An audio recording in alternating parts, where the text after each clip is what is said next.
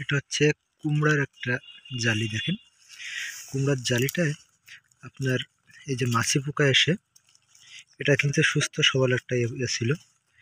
কুমড়ার এই জালি অবস্থায় আপনার এক ধরনের মাছি পোকা আছে। মাছি পোকাতে আপনার ঠিক এই এই জায়গাটায় আপনার ছিদ্র করে দেয়। ছিদ্র করে ওর ভিতরে এক ধরনের কীড়া দিয়ে দেয়, এবং ওই কীড়াটা আপনার আস্তে আস্তে বড় হয়ে আপনার ওর ভিতরে পোকা হয়ে যায়, এবং এভাবে আপনার কুমড়োটা নষ্ট হয়ে যায়। তো এটা থেকে পরিত্রাণের জন্য আপনার গন্ধযুক্ত যে কীটনাশকগুলো আছে, এই কীটনাশকগুলো আপনি ব্যবহার করতে পারেন।